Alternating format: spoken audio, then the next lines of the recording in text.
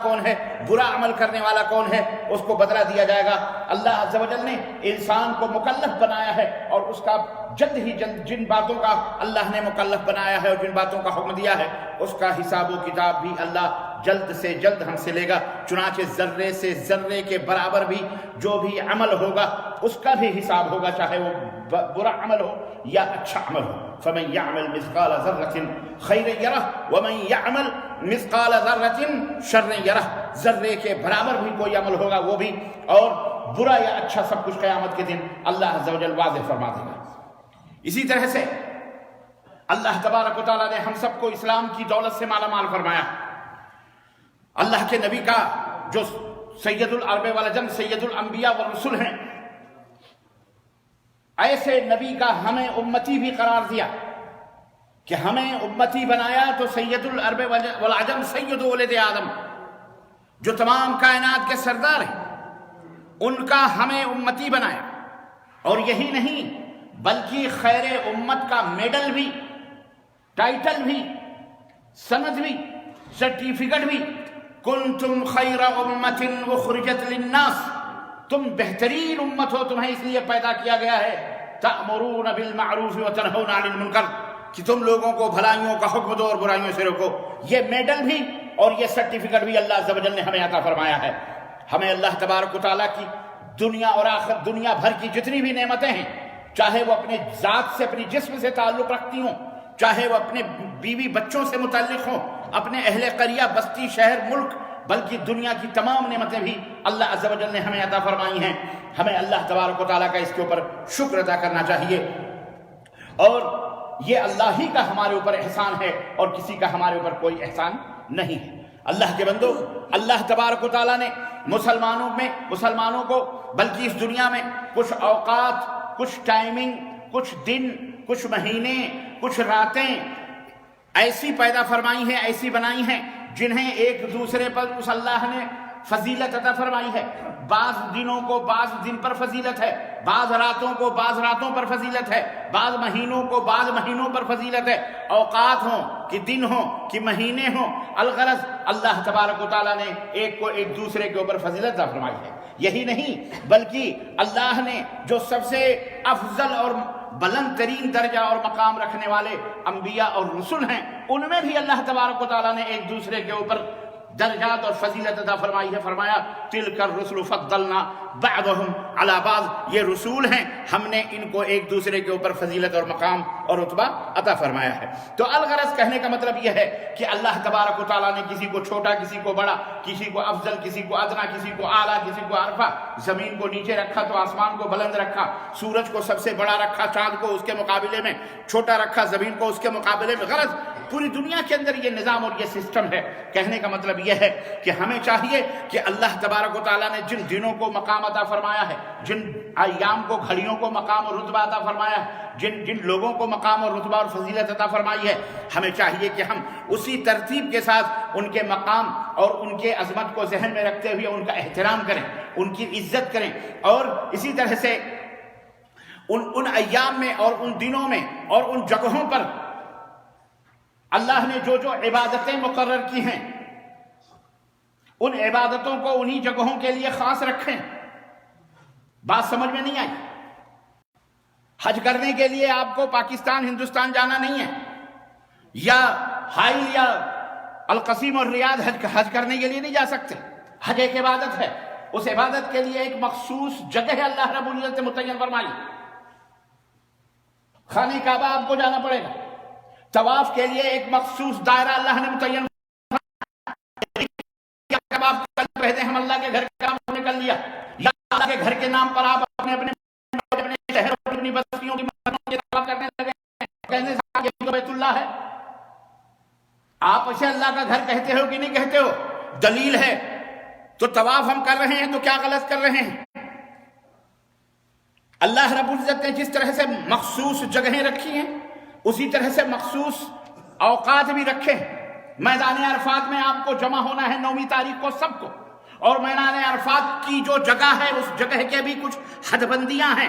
یہاں سے لے کر یہاں تک آپ لاکھ احرام پہن لو، آپ لاکھ لبیک کہہ لو، لیکن اگر آپ حدود نہیں حاصل نہیں ہوئے تو آپ لاکھ حرم میں جا کر کے طواف کر لیں، صحیح کر لیں اور پورے وصول کر لیں، آپ کا وہ حج مکمل ہوتا۔ مخصوص جگہیں ہیں، حج کے مخصوص ایام ہیں، ان مخصوص ایام میں حج ہوتا ہے۔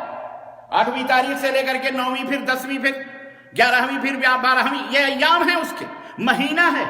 ذی الحجہ کے بجائے آپ ذی قعدہ میں جا کر کے طواف مار کے آ جائیں، صحیح کر کے آ جائیں، مینا میں گزر کے آ جائیں، قربانی کر کے آ جائیں، عرفات میں ٹھہر کے آ جائیں، سب کھلا کھلا ہے، خالی جگہ ہے، ماشاءاللہ تبارک اللہ، نہ کوئی پوچھنے والا نہ کوئی پاچھنے والا، آپ کا حج ہو جائے گا؟ نہیں ہوگا۔ اللہ نے مخصوص ایام مقرر فرمایا۔ اور دور نہ جائیے، یہی جمعے کی نماز ہے۔ عام دنوں میں آپ ظہر کی نماز 4 رکعت پڑھتے ہیں، لیکن جمعے کے دن صرف 2 رکعت آپ کے اوپر پڑھے گی۔ جمعے کے علاوہ آپ دیگر اوقات کے اندر 2 رکعت پڑھ کر کے فرض کو مکمل کر سکتے ہیں۔ اور کوئی یہ دعویٰ کر سکتا ہے کہ جناب ہم نے اس دن کے بجائے ہم نے ہفتے کو پڑھ لیا، پڑھنا ہی ہے نا ظہر کے دن، تو ہم نے 2 پڑھ لیا، خلاص ہماری مرضی چلے گی، آپ کی مرضی۔ ہاں، یہ مثال میں نے اس لیے دی ہے تاکہ آپ کی بات سمجھ میں آ جائے، کیونکہ اگلی بات بڑی کڑوی آ رہی ہے۔ یاروں نے بڑے بڑے ایٹم بم تیار کر کے رکھے ہیں اسلام کے نام پر، اور ڈائنامیٹ کر دیا ہے اسلام کو اسی کے بموں، اپنے بموں سے، اور خوب صبح شام دن رات بدعتیں گڑھ کر، یہ بھی قرآن میں ہے، یہ بھی تو اللہ کے نبی نے منع کہاں کہا ہے؟ اللہ کے رسول نے منع نہیں فرمایا، اللہ نے تھوڑی منع کیا۔ یہ دلیلیں دے دے کر کے امت کو جہنم کی وادیوں میں گھسیٹا گیا، اور گھسیٹا گیا نہیں، گھسیٹا جا رہا ہے، گھسیٹا۔ اور تم اور ہم گھسٹ رہے ہیں، بیوقوف بنے ہوئے، الو بنے ہوئے، جیسے کہ ان کا نہ کوئی نبی ہے، نہ ان کے لیے اللہ نے کوئی قرآن اتارا، نہ کوئی دین ہے، نہ کوئی اسلام ہے، نہ ان کا کوئی رہنما رہبر ہے۔ بھیڑ چال 80% مسلمان بر صغیر کی ہند کی میں سمجھتا ہوں کہ پوری دنیا کے اندر صحیح دین کو فالو نہیں کرتا۔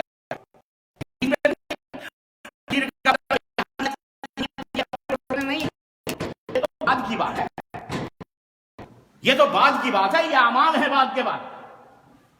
یہاں التقوی ہاں ہونا، تقوی یہاں ہے، کہاں ہے؟ تقوی یہاں ہے۔ پہلے یہ ایمان درست کرو، پہلے یہ عقیدہ درست کرو، پہلے اسے اپنے دل کو، اپنے عمل کو اللہ کی محبت اور نبی کی محبت اور نبی کی اطاعت اور اتباع کے اوپر مجبور کرو۔ سمجھ میں بات آئی؟ تب جا کر کے نماز، روزہ، حج، زکات کی بات آتی ہے۔ دل ہی جہنم بنا ہوا ہے، اطاعت اور اتباع اور اخلاص ہے ہی نہیں، پھر اس کا کوئی فائدہ نہیں ہے۔ تو عزیزان گرامی، اللہ رب العزت نے قرآن کریم میں اسی لیے واضح طور پر فرمایا کہ ان عدت الشہور عند اللہ 12 شہرا فی کتاب اللہ یوم خلق السماوات والارض منها 4 حرم ذلك الدین القیم فلا تظلموا فیہن انفسکم۔ سورہ التوبہ آیت نمبر 36۔ اللہ رب العزت نے فرمایا کہ اللہ کے نزدیک مہینوں کی تعداد کتنی ہے؟ 12 ہے۔ کتنی ہے؟ 12 ہے۔ جب سے یوم خلق السماوات والارض، زمین و آسمان جب سے بنائے گئے تب سے ہی، یہ کوئی یہودیوں نے نہیں بنائے، 12 مہینے۔ یہ بات یاد رکھو، تمہارا قرآن کہہ رہا ہے، اور پوری دنیا کی اس 12 مہینے کو تسلیم کرتی ہے۔ یہ اور بات ہے، اس کو انہوں نے اپنے اپنے الگ الگ نام رکھے ہیں، جنوری، فروری، دوسری چیزیں ہے کہ نہیں؟ اور وہ ہندی کے مہینے جو آتے ہو، پتہ نہیں جیٹھ، اساڑھ، ساون، بھادو، کنوار، کارتک، اگہن، پوس، ماگھ، پھاگن، چیت، بیساکھ، ہے الگ الگ نام لوگوں نے اپنے اپنے ملکوں کے حساب سے رکھے، لیکن ہیں کتنے؟ 12 ہی، کیونکہ رب نے پیدا فرمایا ہے۔ انسانی فطرت دیکھو، اسلام سے بغاوت کر رہا ہے، لیکن اسلام کی نعمتیں اور اسلام کی ایسی چیزیں لینے سے وہ کبھی بغاوت نہیں کر پا رہا ہے۔ اس زمین سے بغاوت کیا کرے گا؟ آسمان سے کیا خاک کرے گا بغاوت؟ کہاں جائے گا وہ؟ کہاں جائے؟ ارے ہم سے تم سے ٹکراتا ہے، آنکھوں سے آنکھیں ملاتا ہے، یہ مسلمان ہیں، ہم مسلمان نہیں ہیں کہتا ہے، اسے کہہ دو تو پھر یہ زمین بھی مسلمان ہے، آسمان بھی مسلمان ہے، ہوائیں بھی مسلمان ہیں، فضائیں بھی مسلمان ہیں، چاند بھی مسلمان ہے، رات بھی مسلمان ہے، دن بھی مسلمان ہے، عجیب کائنات کا ذرہ ذرہ مسلمان ہے۔ اگر تجھے مسلمان سے دشمنی ہے تو نکل جائے اس مسلمان کے دائرے سے، اگر تم مرتا ہے تو ہے ہمت، کہاں جائے گا؟ فَبُہِتَ الَّذِي كَفَرَ، یہ جب دلیل دو گے تو کافر ہکا پکا رہ جائے گا، اس کی کچھ سمجھ میں نہیں آئے گا سوائے اس کے کہ مار ڈالو، قتل کر دو، ختم کر دو۔ طاقت ہے تو یہی چلائے گا، جیسے فرعون نے، نمرود نے، حامان نے، شاید یہ سب چلائے ہوئے تھے، اور آج بھی وہی ظالم ٹکرا رہا ہے۔ الغرض عزیزان گرامی، اللہ رب العزت نے ان 12 مہینوں میں بنائے ہیں اور فرمایا کہ اس میں 4 مہینے حرمتوں والے ہیں۔ فَلَا تَظْلِمُوا فِيهِنَّ أَنفُسَكُمْ، ان 4 مہینوں کا احترام کرو۔ قتل و غارت گری، لڑائی بھیڑائی، لوٹ کھسوٹ، چوری چماری اس مہینوں میں نہ کرو، ان مہینوں کی حرمت کا خیال رکھو۔ ماں بھی حرام ہے، بہن بھی حرام ہے، خالہ بھی حرام ہے، دادی بھی حرام ہے، نانی بھی حرام ہے کہ نہیں ہے؟ یہ حرام ہے ہمارے لیے، یعنی ان سے نکاح کرنا، ان سے چھیڑخانیاں کرنا، ان کے ساتھ غلط کام کرنا کیا ہے؟ یہ حرمات حرام ہے۔ تو ایسے یہ مہینے بھی حرام ہیں 4، 3 تو کنٹینیو ہیں، ذی قعدہ، ذی الحجہ اور محرم۔ اور تیسرا اللہ کے رسول صلی اللہ علیہ وسلم نے فرمایا کہ یہ شعبان اور جمادی الثانی کے بیچ میں ہے، جس کو رجب مضر کہا جاتا ہے، قبیلہ مضر کا مہینہ رجب کا۔ قبیلہ مضر جو تھے وہ اس مہینے کا احترام کرتے تھے، اس کے اندر عقیرہ ذبیحہ ذبح کیا کرتے تھے۔ اور یہ مہینے حرام اس لیے قرار دیے گئے تاکہ 3 مہینے تو کنٹینیو حج کے مہینے، ذی قعدہ، ذی الحجہ، محرم، حاجی آتے ہیں اور جاتے ہیں، حرام اس لیے قرار دیا گیا کسی حاجی کو نقصان نہ پہنچے، بیت اللہ کی طرف ارادہ کرنے والے کو نہ روکا جائے، نہ اس کے حدی کو چھیڑا جائے، نہ اس کے مال و دولت کو چھینا جائے۔ اس طرح سے اللہ نے 3 مہینوں کو حرام قرار دیا کنٹینیو۔ اور چوتھا مہینہ عمرہ حج کرنے کے لیے کہ حرم کے اندر رجب کا مہینہ ہے، اس کا بھی احترام کرو، رمضان سے پہلے لوگ آ کر کے عمرہ وغیرہ کریں تاکہ راستے پاک و صاف، کیونکہ بڑے چور و چکے لٹیرے تھے یہ عرب کسی کو نہیں بخشتے تھے۔ یہ تو آل سعود اللہ تعالیٰ نے انہیں رحمت بنا کر کے بھیجا، ورنہ ان کی حکمرانی سے پہلے ترکیہ حکومت تھی، شرک و بدعت کا ملغوبہ، اور ہر طرف بددیانتی، قتل و خون غارت گری، مسلمان ہونے کے باوجود بھی ان عربوں کے رگوں میں پڑی ہوئی تھی۔ لوٹتے تھے، حاجیوں کو لوٹتے تھے، یہ راستے کبھی کوئی اطمینان بخش راستے نہیں تھے، سب کے اوپر چور ڈاکو بیٹھے ہوئے تھے۔ یہ تو الحمدللہ مملکت سعودی عربیہ اللہ عز و جل اسے قیامت تک برقرار رکھے، اور اللہ تبارک و تعالیٰ انہیں کتاب و سنت کے مطابق فیصلہ کرنے اور عدل و انصاف کو قائم رکھنے کی توفیق عطا فرمائے کہ اللہ رب العزت نے انہیں توفیق دی کہ آج چاہے جس طرح بھی سونا ہاتھوں میں اچھالتے ہوئے لے کے چلے جائیں، کوئی بھی مائی کا لال چیڑی آنکھ کر کے آپ کو نہیں دے سکتا۔ تو عزیزان گرامی، یہ مہینے 4 حرمت کے اسی لیے کیے گئے، ان میں یہ رجب کا مہینہ ہے جو ہمارے سروں پہ سایہ فگن ہے، جس میں ہم سانس لے رہے ہیں، اور اس حرمت والے مہینے کے اندر جس میں ہم جی رہے ہیں، ہمیں چاہیے کہ ہم اس حرمت والے مہینے کا خیال کریں، اللہ تبارک و تعالیٰ کی بندگی کریں، اللہ تبارک و تعالیٰ سے دعا کریں کہ اللہ تبارک و تعالیٰ ہمارے اوپر سے آئی ہوئی تمام قسم کی بلاؤں اور مصیبتوں کو اللہ تعالیٰ دور فرمائے، ہماری روزیوں میں برکت عطا فرمائے، صحت و عافیت میں برکت عطا فرمائے، جو انتقال کر گئے انہیں کروٹ کا جنت نصیب فرمائے، اور اللہ تعالیٰ جو بیمار ہیں انہیں شفا کامل عطا فرمائے۔ ہمیں چاہیے کہ ہم اللہ سے دعا کریں کہ بار الہ اس مہینے میں ہمیں اپنے خوشیوں والے اعمال جس سے تو راضی ہوتا ہے، خوش ہوتا ہے، اے اللہ وہ اعمال کرنے کی ہمیں اس حرمت والے مہینے میں توفیق عطا فرمائے۔ آج 14 رجب ہے اور ابھی باقی ہے الحمدللہ تقریباً 16 یا 15 دن باقی ہے۔ ایک بات کا میرے عزیزوں، ایک بات کا خیال رکھا جائے، اس بات کا خیال رکھیں، اور وہ یہ ہے کہ جن چیزوں کو اللہ نے عظمت دی ہے، جن چیزوں کو اللہ نے فضیلت عطا فرمائی ہے، جن چیزوں کو اللہ نے رتبہ اور مقام عطا کیا ہے، ہمارے اوپر ضروری ہے کہ ہم ان کی بھرپور تعظیم کریں، تکریم کریں، ان کا احترام کریں، ان حرمتوں کا خیال رکھیں۔ اللہ عز و جل قرآن کریم فرمایا وَمَن يُعَظِّمْ حُرُمَاتِ اللَّهِ فَهُوَ خَيْرٌ لَهُ عِنْدَ رَبِّهِ، کہ جو شخص اللہ کی احترام والی چیزوں کی تعظیم کرے، جسے اللہ نے محترم بنایا ان کی تعظیم کرے، تو یہ بات اس کے پروردگار کے نزدیک سب سے بہترین بات ہے۔ تو اللہ تبارک و تعالیٰ نے جسے محترم بنایا ہے اس کی عزت کرنا، ماں باپ کو اللہ نے عزت دی ہے، مقام دیا ہے، وَقَضَىٰ رَبُّكَ أَلَّا تَعْبُدُوا إِلَّا إِيَّاهُ وَبِالْوَالِدَيْنِ إِحْسَانًا۔ یہ مقام ہے ماں باپ کو، ماں باپ کا رتبہ ہے، ہمیں چاہیے کہ ہم اپنے ماں باپ کا وہ رتبہ برقرار رکھیں، ان کی عزت کریں، ان کا احترام کریں، ہے کہ نہیں؟ اللہ نے ہمیں اپنی بیویوں کو ہمارے دل کا قرار اور سکون عطا فرمایا ہے کہ یہ تمہارے لیے قرار ہیں، یہ تمہارے لیے سکون ہیں، تو ہمیں چاہیے کہ ہم اپنے اپنی بیویاں جب ہمارے لیے قرار ہیں تو سکون ہے، انہیں ڈسٹرب زیادہ نہ کریں، وہ قرار بھی ڈسٹرب ہو جائے گا، آپ کو بھی چین نہیں آئے گا، سکون نہیں آئے گا اسے ڈسٹرب کرتے ہوئے۔ تو جہاں جو ہے اس کو اسی حساب سے، ٹیڑھی ہے تو اللہ کے نبی نے فرمایا ٹیڑھی انگلی سے اپنا فائدہ اٹھا لو، کیونکہ عورتیں ٹیڑھی پسلی سے بنائی گئی ہیں، گھی کھانا ہے تو انگلی کو ٹیڑھا کرنا پڑے گا، تو ٹیڑھی کر کے نکالو، گھی کھا لو، بات ختم۔ تو عرض کرنے کا مطلب یہ ہے کہ اللہ نے جسے محترم بنایا ہے، مکرم بنایا ہے، اس کی عزت کرنا۔ اب سوال یہ پیدا ہوتا ہے کہ ہمیں عزت اپنی منمانی کرنی ہے یا کیسے کرنی ہے، یہ ایک سوال ہے۔ عزت احترام اکرام کرنے کا تو حکم، لیکن ہم کریں کیسے؟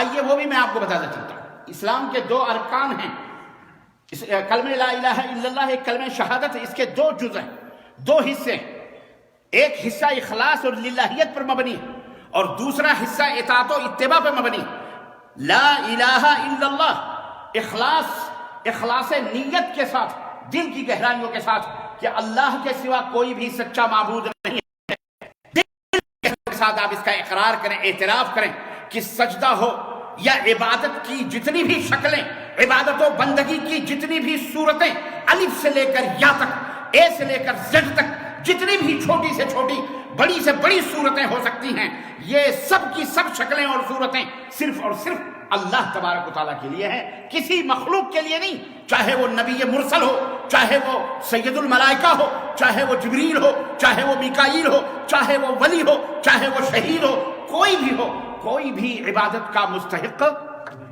صرف اور صرف یہ ہے اخلاص۔ وَأُمِرُوا إِلَّا أَن يَعْبُدُوا اللَّهَ مُخْلِصِينَ لَهُ الدِّينَ۔ لوگوں کو اسی بات کا حکم دیا گیا ہے کہ اخلاص کے ساتھ اللہ تبارک و تعالیٰ کی بندگی کرے۔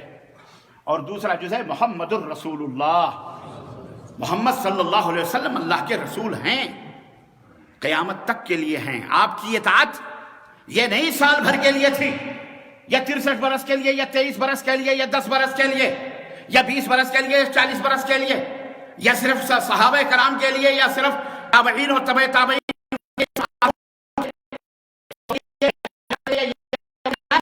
بلکہ رسول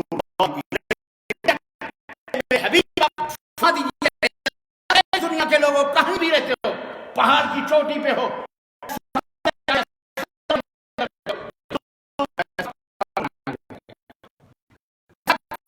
تمہارا فرض ہے تم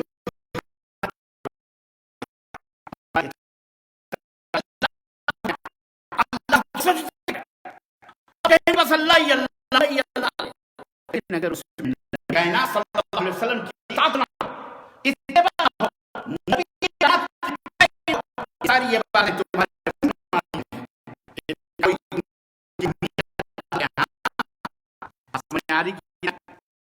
تمہاری ہم کو کیسے کرنی؟ رسول اللہ صلی اللہ علیہ وسلم کے بتائے ہوئے طریقے کے مطابق کرنی۔ رب نے فرمایا فَمَنْ كَانَ يَرْجُو لِقَاءَ رَبِّهِ فَلْيَعْمَلْ عَمَلًا صَالِحًا وَلَا يُشْرِكْ بِعِبَادَةِ رَبِّهِ أَحَدًا۔ جو شخص اپنے پروردگار سے ملنے کی آرزو رکھتا ہے، یقین رکھتا ہے، تو اس کو 2 کام کرنے ہیں۔ نمبر 1، نیک عمل کرے، اور نیک عمل کیا ہے؟ فَإِنَّ خَيْرَ الْهَدْيِ هَدْيُ مُحَمَّدٍ صلی اللہ ہے۔ اس نبی نے اللہ کروڑ درود نازل فرمائے، رحمتیں نازل فرمائے۔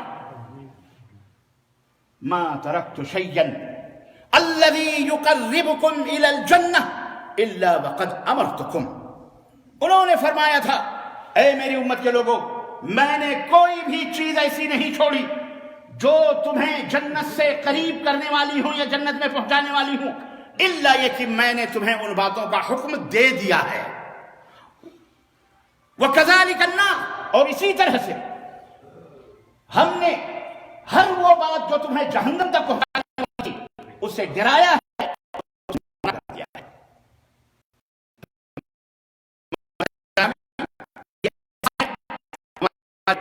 کے نبی حضرت محمد رسول اللہ صلی اللہ علیہ وسلم، تو اللہ نے فرمایا کہ جو کام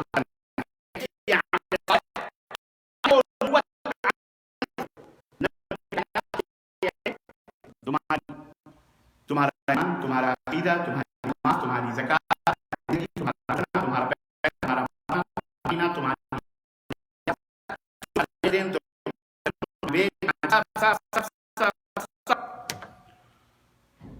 محمد الرسول اللہ صلی اللہ علیہ وسلم کی سنت مطہرہ، سنت صحیحہ کے تابع۔ اسی لیے یہ تو ایک الگ موضوع ہے، لیکن میں اشارہ کر دیتا ہوں۔ اسی لیے اس پر دشمنان بد اسلام نے، بد دینوں نے، بد مذہبوں نے جو اسلام کا لبادہ اوڑھا ہے، اس سنت پر انہوں نے کافی ڈھکوسلے بازیاں کی ہیں، اس پر کافی حملے کیے ہیں، اس کو ٹارگٹ بنایا۔ کبھی صحابہ کرام کو برا کہتے ہیں، کبھی ان میں کیڑے نکالتے ہیں، ہے نہیں؟ کبھی حضرت ابو بکر کو جھوٹا، کبھی حضرت عثمان کو غلط، کبھی حضرت عمر کو کافر، کبھی حضرت عائشہ کو، کبھی صحابہ۔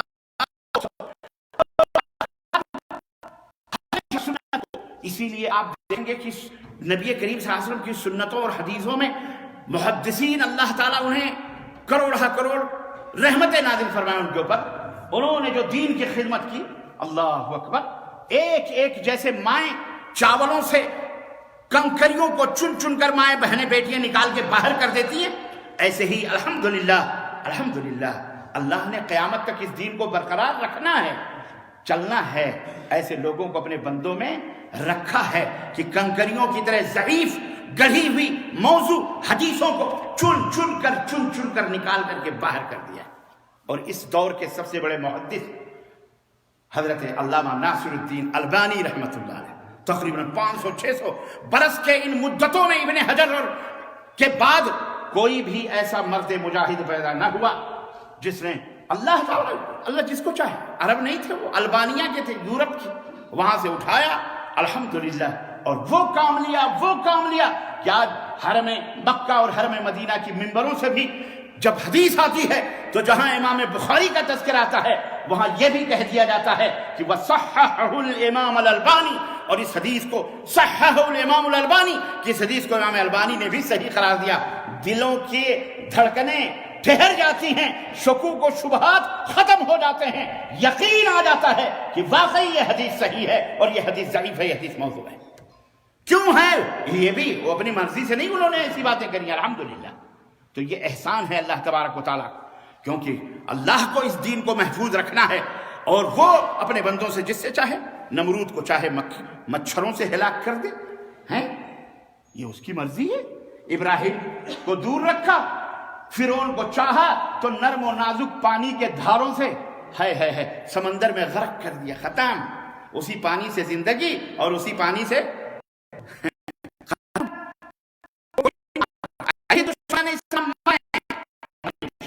بس ہم اور آپ صحیح ہو جائیں، نبوت کے منہج پہ ہو جائیں، نبوت کے طریقے پہ ہو جائیں، اپنے ایمان اور عقیدے کو محمد رسول اللہ صلی اللہ علیہ وسلم کے تابع کر لیں، اور ان زمین اور آسمان یہ اللہ بند کرتے ہیں دشمنان دین کے، بد مذہبوں کے، بد دینوں کے۔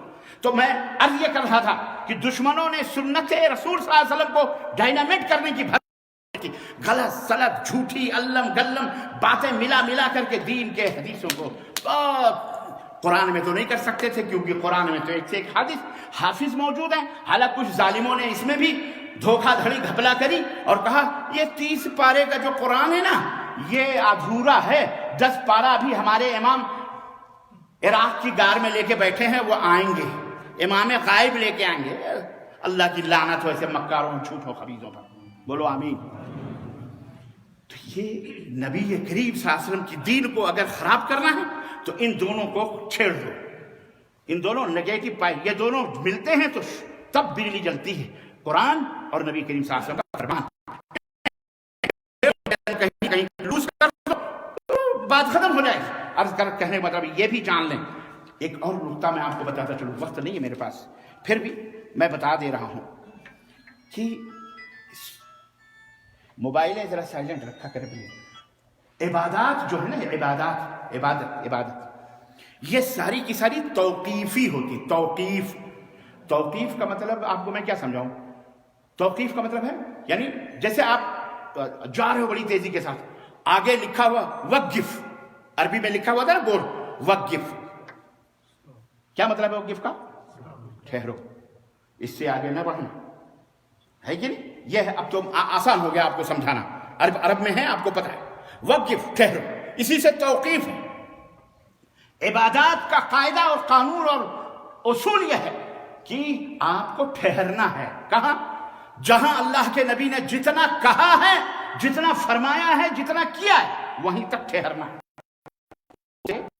یہ ہے مطلب یہ بات ہے 5 فرض, آپ کو 5 ہی پر ٹھہرنا ہے. اب کوئی کہے نہیں میں 6 وقت کی پڑھوں گا تو درست ہوگا؟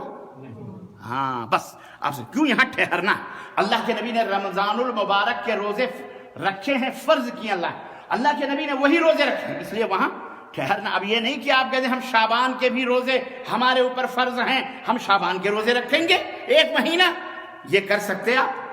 حالانکہ روزہ رکھنا برا تو نہیں, غلط تو نہیں, لیکن عبادت ہے, اور عبادت اتنی ہی کرنی ہے جتنی نبی نے کی ہے, نہ اس سے کم کرنا ہے نہ اس سے زیادہ کرنا ہے. اللہ یہ کہ نبی نے اجازت دی ہو تو بات الگ کہ میں تو اتنا کر رہا ہوں لیکن تم اس سے زیادہ بھی کر سکتے ہو. جیسے اس کی بھی مثال میں دیتا ہوں تاکہ کوئی آپ کو گمراہ نہ کرے. میدان عرفات میں جبل نور کے پاس نبی کریم صلی اللہ علیہ وسلم کھڑے ہوئے اور آپ نے کہا لوگو حج کا دن ہے, میں آج یہاں کھڑا ہوں, تو کوئی یہ نہ سمجھے کہ یہیں سب کو کھڑا ہونا ہے, پورا عرفات کھڑے ہونے کی جگہ, اس لیے مرضی ہو جائے اس کا حج ہو جائے گا. بات سمجھ میں آئی؟ تو جہاں نبی نے یہی ہے اور کچھ نہیں ہے, نبی سے محبت کا بس, یار کچھ بھی نہیں ہے, اللہ کی قسم بتلا رہا ہوں, دین بہت آسان ہے. یہ بدعتی ٹولوں نے, بد مذہبوں بددینوں نے شعر پڑھ پڑھ کر, نعت نبی کا نام لے لے کر, عشق رسول, عشق مصطفیٰ, قوالی, جادوگر, بھنگڑے ٹھنگڑے, یہ سب ذلیل لوگوں نے اسلام کو رسوا کر دیا. اسلام کے چمکدار چہرے کو اللہ آلود کر دیا ہمارے ملک کے. اب یہ رجب کا مہینہ ہے, میں تفصیلات میں کیا بتاؤں آپ کو, بات تو بہت زیادہ ہے. تو توقیفی کا مطلب سمجھ گئے نا, عبادت. اب کوئی کہے گا آپ نے یہ پینٹ شرٹ پہنی ہے, یہ کیا سنت ہے, یہ بھی تو بدعت ہے, یہ بھی تو اس ذلیل کو پتہ ہی نہیں, مفتی بنا پھر رہا مفت کا. اس کو بولو ذلیل, یہ کوئی عبادت نہیں پہن کر رہا ہوں میں کپڑے پہن کر. بھئی کپڑا ہے, اللہ کے نبی نے ٹکنے سے اوپر پجامہ لنگی رکھنے سے کا حکم دیا ہے, اتنا رکھو, اس کے نیچے حرام ہے, بات ختم. جو منع کیا ان کو ریشم کا کپڑا حرام, وہاں جہاں منع کیا گیا ہے وہاں ہم رک جائیں گے, باقی ہمارے لیے سب کیا ہے, حلال ہے. سب کیا ہے,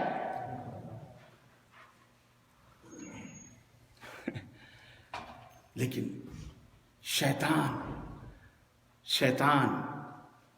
دائیں بائیں, آگے پیچھے, اوپر نیچے, ہر طرف سے شک شبہات کے پہاڑ لے لے کر کے آ کے تم کو گمراہ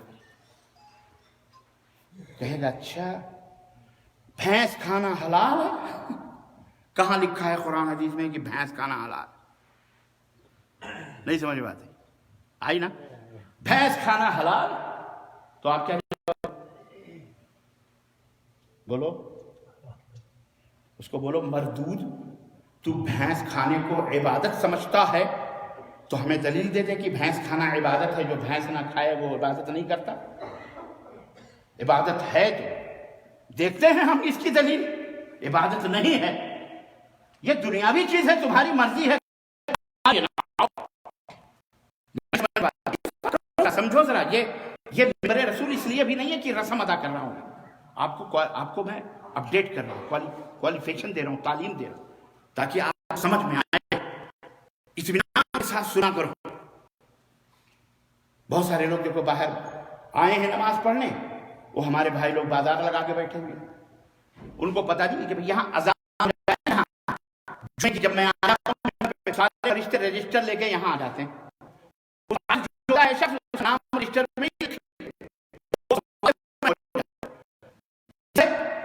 اللہ کے نبی نے فرمایا کہ اگر کسی نے دوران خطبہ کسی کو کہا چپ، تو وہ بھی جمعے کے فضائل سے ثواب سے محروم کر دیا جاتا ہے جو کسی نہ کرتا ہے۔